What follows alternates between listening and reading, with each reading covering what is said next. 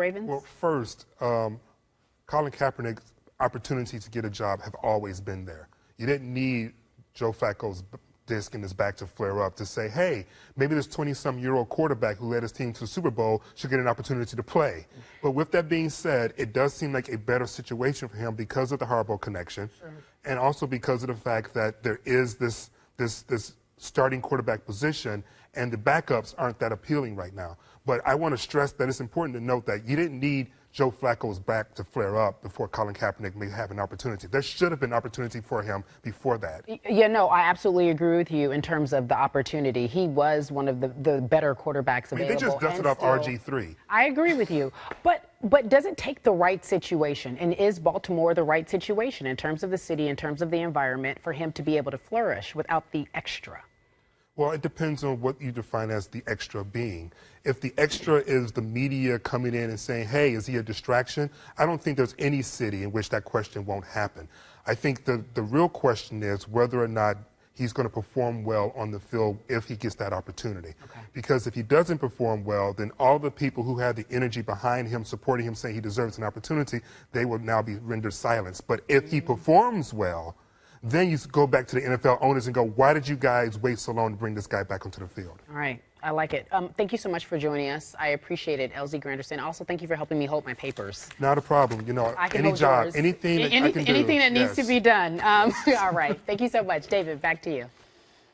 Okay, Carrie, over the last 2 seasons, Kirk Cousins has been one of the most productive quarterbacks in the league, ranking in the top 4 in total QBR, passing yards, and completion percentage. So although he'll make almost $44 million over those 2 seasons, he has earned that paycheck. Diana Rossini caught up with Cousins at Redskins camp today. I'm here with Redskins starting quarterback Kirk Cousins. Kirk, obviously coming into training camp, everyone was paying attention to your contract situation. Was it awkward or strange to get back on the field with all these guys, knowing that it didn't turn out to be the way you wanted? Well, we had good conversations all through the summer, so I was on the same page with the team, and everything was put on the table, and we communicated well. So we were ready to move forward several weeks ago, and you know, we're excited to be back here as a group, and this is what we do for a living. So nowhere else we'd rather be, and I think it turned out just fine. I think everybody's in a good place, and we'll play through this season and go from there. Kirk, is there any feeling that the Redskins didn't love you enough? Do you have any of that feeling going into this season, and could that affect you? No, no and no. They've been great. They've supported me, and I've had a very positive experience here. My wife, my family's had a positive experience here now for going on 6 years. So we're in a good place, and I just want to focus on trying to beat the Eagles week 1. I got enough on my plate there, and hopefully we can have a really good season this year and can lead to greater things. Yes. Kirk Cousins, the starting quarterback for the Washington Redskins, and soon to be father. That's right. For the first time. Thanks, Kirk. Yep. All right, we bring back Matthew Hasselbeck. Cousins lost his top 2 receivers from a really good team last year, Pierre Garçon and Deshaun Jackson, a couple 1,000-yard guys. What do you expect out of Cousins and that Redskins offense this season? Well, I'm so impressed just listening to that interview and just hearing all the things that he's saying. He really seems like a guy who's like weathered all this distraction type stuff, off the field type stuff, and really like narrowing in on the focus. You hear him already talking about the Philadelphia Eagles. I got my hands full, and he does. That's a good football team also. But, you know, I think for him, the challenge is going to be once again proving himself on another 1-year prove-it deal. And you took away a bunch of weapons. Now, you lost Deshaun Jackson, you lost Pierre Garçon, you did add Terrell Pryor, which is a huge, you know, he's a huge playmaker type player. But Jordan Reed really is kind of like the thing that makes that offense go. Yep. And he starts out the season not practicing because of a toe injury.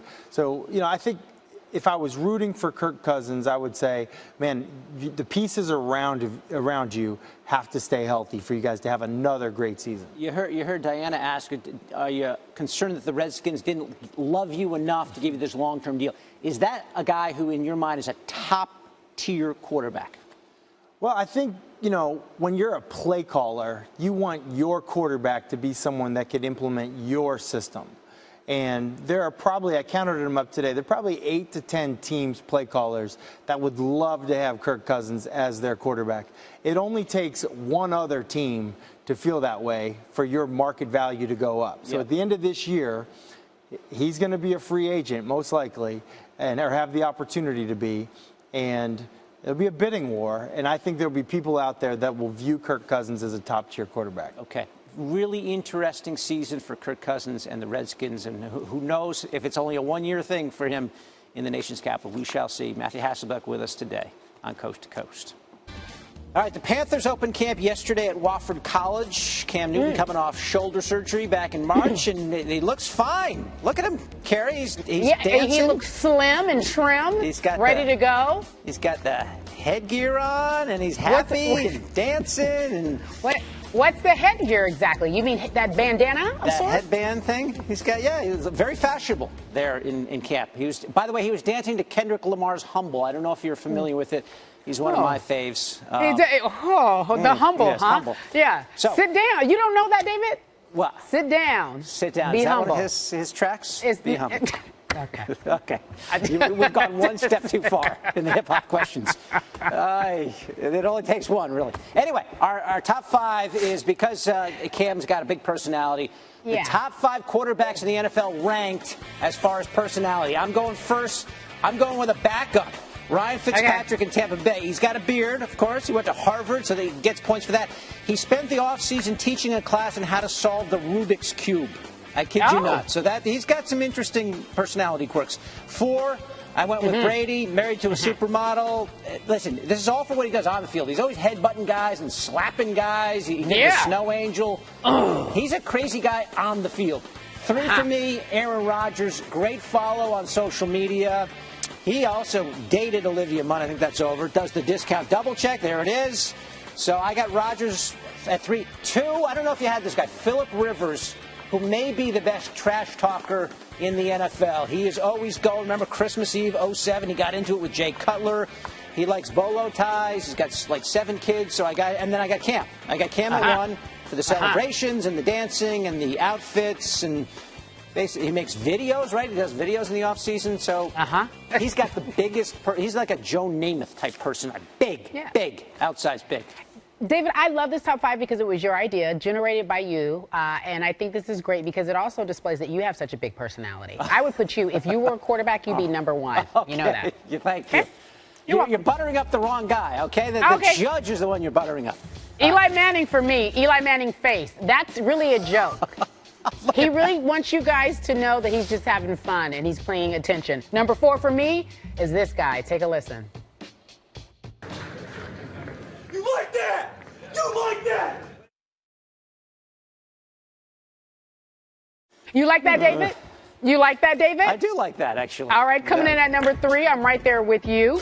Tom Brady. But the reason why I like Tom Brady is because when he's with the kids, and by kids I mean the other players on the team, he has a little fun. This is him here with Martellus Bennett showing off how many rings, David? Work with me. 1, Work 2, with 3, me, David. 4, 5, 5. Yes. And number 2, I'm right there with you, Aaron Rodgers. My favorite is when he told everybody to relax. Do you remember that? Oh, yeah. And it was just like RELAX. Just chill out and relax. And he went on to have a really great season.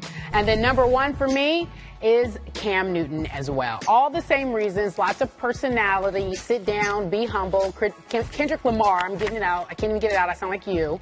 But there you go, David. Those are my top 5s. Who's our judge? It's the this former makes sense. Quarterback with the biggest personality of all time. Very true. Yes, very true. Do you listen to Kendrick Lamar? I don't. But I will tell you this. I feel like there does need to be some explain yourself brought into this conversation here with the 2 of you guys. Basically, because there's no Jameis Winston on this list. I mean, to me, that's crazy that Winston's on this list. I will have to say, I think I'm siding with Carrie. What? Because she understands the subtlety of Eli Manning's personality. Here, it's noon there. How's it going? It's good. It's good. I mean, of course, the show hasn't started. It hasn't gone off the rails yet, so who knows? But so far, so good. So far, so good. Although, I will say this. We've been consumed with basketball, but apparently there's some football to talk about. Oh, yeah. We got 24 NFL teams with the players in camp as of today. The champs are there. Tom Brady, oldest quarterback in the NFL, turns 40 a week from today. So he was out there. So was big number 87, Rob Gronkowski. Of course, had the back surgery last year. Patriots thrilled to have Gronk back. New on SportsCenter. Here's Gronkowski a short time ago. Just when you're feeling good, when you're out there making plays. I mean, you just want to have fun. It's the whole game of football. Have fun out there, enjoy it, and have competition. Competition's huge. That's what gets you better. That's what makes you better as a player. That's what makes the team better is competition. So I'm trying to go out there, compete with the teammates, make the defense better, and the defense is trying to make the offense better and myself. All these non-padded practices, you ready to go hit someone? I mean, I don't mind the first 2 days without pads. I'm not going to lie. I mean, you want to get accumulated out there to football, to the movements and everything. You want to get your body back to it. It's been a while since you've been having competition like that. So the first 2 days without pads is cool, but then after that, you're always ready to roll. Do you want to take a few hits just to see how your back responds? Oh, I always want to take hits. When we put those pads on, I'm going to definitely be ready. I'm going to be ready to take hits. I'm going to be ready to play ball. Gronk's back, Brady's back, the brothers Hasselbeck are back. Matthew and Tim here with us. We're hearing talk of 19-0 for the Patriots, all that kind of stuff. What are your expectations of this team, which seem to get stronger this offseason? Yeah, my expectations are higher for this team than they were a year ago. I mean, I think a year ago, Tom Brady was going to be suspended for the first 4 games of the season. They go on to win the Super Bowl, and they seem to get better on both sides of the ball and probably in special teams as well. And so to think of how well they were playing at the end of the year, really just tearing through the entire league, I would expect more of that to be the same. I mean, think Brandon Cooks and his speed added to that offense. I believe they've improved on the defensive side of the ball, and so expectations should be really high. And I don't know if they should go into it saying, hey, 19-0, but I can't say that that's a completely unrealistic expectation if guys were, in fact, to have it. But everyone else is talking 19-0. They're not talking 19-0. No. I mean, even Belichick, when he was asked in his press conference yesterday, he was like, he didn't even give you a response that you could even put in print or on a ticker. That's right. Anywhere. But he does that with anything. I know, but they're so good about it. I mean, even Edelman, he was like, that's just stupid. That's stupid. And so they're all about business. They know how to get there, and the way to get there is not to talk about it. And like Gronk said, show up and have a party, training camp. There you go. Tom Brady, as I mentioned, turns 40 next week. 10 years, think about it, 10 years ago, he had that unbelievable season, threw 50 touchdown passes, shattered all the records. How does the 2017 Brady compare to the 2007 Brady in your mind? He's every bit as good. Every bit as good. I don't think there's no difference. You're not seeing anything. I think the difference is that he's not that explosive, chucking it down the field to Randy. But he hasn't necessarily had the speed. I mean, now Brandon Cooks and his speed, I think that we'll see more of it. When you watch the ball come out of his hand, I don't think that it's coming out of his hand with any less velocity than it did 10 years ago. He looks better physically now than he did then. But the thing is, then he was explosive. He was throwing the ball downfield. It was like instant offense, touchdown after touchdown, 50 touchdown passes. All-time great at running down the field. Right. Him and Randy Moss had that. But here's the thing. Last year, and what I expect you to see more of this year, is sort of that death by 1,000 paper cuts, as Trent Dilfer used to say. It was just like dink, dink, dink, dink, dink, like dunk. Yeah. And then all of a sudden you look up and you're down 21 points against the Patriots. And that was kind of the formula that they beat everybody by last year. Except in the Super Bowl, he was forced to do it again, as a thrower, pushing the ball downfield, and he was able to come back against man coverage and basically put the team on his back and come back and win that game. I just don't think physical skills from him have started to diminish. Yeah. He's never been a very good runner, still not. But he's always been a tremendous passer, and he still is. And so I think that's really why he's the same quarterback as he was 10 years ago. But I think, ironically, he ran the ball better last year than I've ever seen him run the ball. I mean, he was... Are we going to break down Brady's running now? I mean, you talk about all these things he's doing with nutrition, about recovery. He's got recovery pajamas. I mean, the guy looks physically fit. This is the same guy. You throw up his combine photo. It was not impressive. Now you look at him, he's about to turn 40 years old. It's impressive. Like, whatever he's doing is definitely working. I mean, of all the great superlatives you can throw at Tom Brady, the fact that he doesn't seem to have slipped a gear at all at really an advanced age for a quarterback. As you know, you played in the league at the age of 40. Tom Brady is doing some unbelievable things. Check this out. Guys who are 40 years or older, the amount of touchdown passes they've thrown. Matt, I don't think you showed up on this here. No, you're not there. Yeah. He's far right there. Far right. There you are. You're tucked in there. A 40-year-old. And So we went through this with you a little earlier eye black today. by Vinny. Let's zero in on Hasselbeck there. Great shot of him. There, right there. You see that? What were the numbers, though? Did we see the actual touchdown numbers themselves? How many did you throw? You're close. Do you remember? I don't know. I'm never really. You're not really sure? No. So we gave Matthew a questionnaire. We know what Tom Brady's whole regimen is and all that kind of stuff, so we asked you some of the same questions. Tom Brady's bedtime is 8:30 these days. What was your bedtime? Yeah, hey, listen, that sounds about right. You're 40 years old. That means your kids are not that young. You're reading story time, okay? Yes. And for me, I was falling asleep in bed reading stories. 8 o'clock, 8 o'clock? 8:30. Okay. That was about right for me as a starting quarterback. All right, you beat Brady there. All right, as you mentioned, Brady sleeps in something called athlete recovery sleepwear. I don't know what that is. What were your pajamas like in the age of 40? You know, I get that. I actually believe in that. I've never done what he's doing there, but I was a compression sock or like Normatec boot wearing person, like finding ways to recover. What is that, a Normatec boot? It's like basically elevation and compression. For your, there you go. There's some Normatec boots. Oh, yeah, look at you. Ironically, they're in every NFL locker room nowadays. But back then, it was like one of the things that I would try to do to get an advantage. You know, you start getting older, you can't just do the things that you always did. And, you know, so that was slept something in that. You slept in those things. Yeah, for like an hour. And then, you know, at some point, they kind of find their way off. Brady's favorite ice cream, avocado. He's got you there. We just had lunch together. He's definitely got you there. I was, I had bought my offensive lineman one year, Grader's ice cream from Cincinnati, Ohio. Black raspberry chip was my favorite flavor, and that was probably my nemesis. It probably wasn't willing to go certain places. Shows in the beach in the summertime. Okay.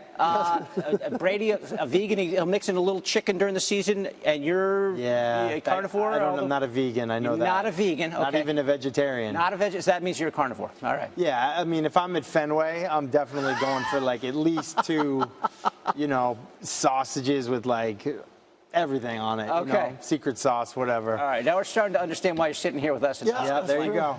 Relaxation technique, Brady. Meditation. Yeah, I saw that. One of my favorite things when I played for the Seahawks, the facilities right there next to Lake Washington, my offensive lineman and I would go out occasionally on a boat, and we just put like a life jacket on upside down and like sit in it. And like just, a diaper, basically. Like a diaper. I wore a diaper in Lake Washington. Yes. And we just sit there and float. And honestly, it was like one of the best things that we ever did. That sounds nice, in Seattle, like in between practices, whether it was Lake Coeur d'Alene, Lake Washington.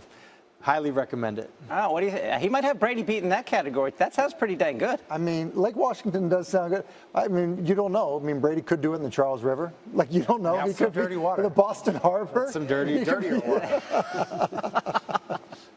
All right, there we go. We got a whole feeling for what it's like to be a 40-year-old quarterback. Hey, you haven't even turned 40 yet. I'm not 40 yet. I look 40, but I'm not 40. You're So it's good. the Hasselbeck brothers joining us. It's football What's your season. routine, by Happy the way? birthday, I mean, Tom. I've seen you in the gym, There's David No Lloyd. avocado God. ice cream, that's for sure. Carrie? No, David, no. I want to go back to you. I'm more involved in pajamas and bedtime. Adam, help me out. What are your pajamas like, and what's your bedtime? Let's just continue this line of discussion. My bedtime is very low. I fall asleep right in bed. I wake back up. I sleep in about 2-3 hour intervals. That's how I like to Okay, do it. no, you know what? That is very true. That's what I try to do. And I've got these pajama tops with the Hasselbeck headshots of both those guys all over them. You do. He sleeps in a suit. With his phone in his hand like this. This is how he sleeps. Good night, Adam.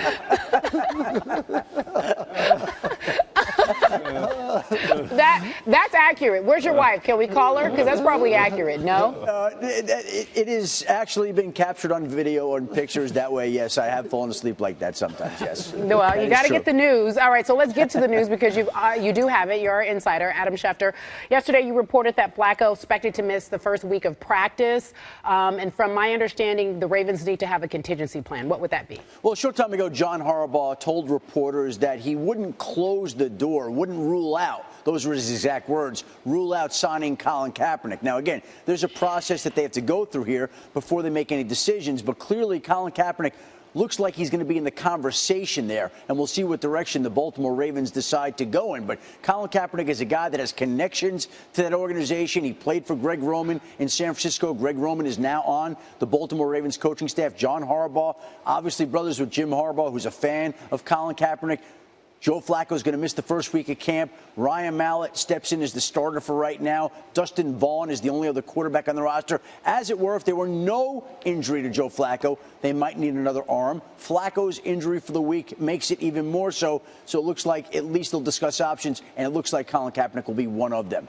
I heard you say that we should stay aware of this or be on this story for the next, 24 to 48 hours. However, here's my question. I don't understand. Are deep connections enough to get Kaepernick on the team? Listen, he probably is the best quarterback out there right now. There are people who say he's better than some of the quarterbacks on rosters. So this is about Baltimore, which has had a tough start of camp, making a move that it feels would make it better. And if it believes that Colin Kaepernick would add something to the roster, then you go ahead and you make that move right now. And yes, again, I think they're going to sift through their options, see what's out there. And I think that when they look at it and assess the quarterback field, they will come to the conclusion that Colin Kaepernick is the best quarterback out there. And if they want to get some help, that's the direction that they'll wind up going in. Yeah, some would say he's been the best quarterback out there, but we'll leave it there and wait for that news to happen. In other news from the Ravens, 26-year-old John Urschel pursuing a doctorate at MIT, a bit of a genius, also like yourself. He announced his retirement. What more can you tell us about this? There's a situation where he has some concerns about CTE, like a lot of players. We've seen the study that came out this week. We've seen all the discussion, and we've seen more and more players under the age of 30 leaving the game prematurely before they get the chance to play out their full career. Again, there have always been players that have left the game retired, but it just seems like there's been a prevalence of young players doing that. John Urschel turned 26 years old last month. He's getting a PhD from MIT, brilliant, one of the smartest people in our country, and clearly he is deciding to use his brain for other things than banging it against defensive linemen. It's a decision that came this morning. He informed the Baltimore Ravens, and I think this is a decision that has to send out an alarm signal to the NFL and make it concerned that it has another young man, a very intelligent young man, making this decision at this young stage of his NFL career. Wait, Adam, let me make sure I'm understanding this. You're saying it's linked to the recent study that came out earlier this week, so within days, maybe a week or so, he's decided to retire based on that study? No. I'm saying all the discussion about CTE, that study being a part of it, Carrie. I think there has been so much discussion about this, the effect that the sport has on the brain, and I think that contributed to the decision he made today. All right, another camp question. Let's talk about Le'Veon Bell. Hasn't signed his franchise tag. What are you hearing about that situation The there? Steelers report to camp today. I think it would be a surprise if Le'Veon Bell showed up there today, this week, or really anytime soon. Look, he's not contractually obligated to be there. He has not signed his franchise tender. He does not get fined if he doesn't show up at training camp. Le'Veon Bell's goal has to be to get ready for the upcoming season to give him the best chance to succeed. To do that, he would have to come in mid to late August, and there's no reason for him to be there at any point any sooner when his salary is set for the coming season at $12.1 million. He's playing on a one-year deal. This is about self-preservation. This is about improvement. This is about getting ready for the 2017 season, and that's why I think it would be a surprise if we saw Le'Veon Bell anytime before the middle of August. All right, Adam Schefter, thank you for that report. I appreciate it. We couldn't get to some other fun stuff, but maybe we'll have you back on. I'm going to go change to my Hasselbeck pajamas right now. Oh, as you should. Thank you. Adam Schefter reporting for us here on Coast to Coast.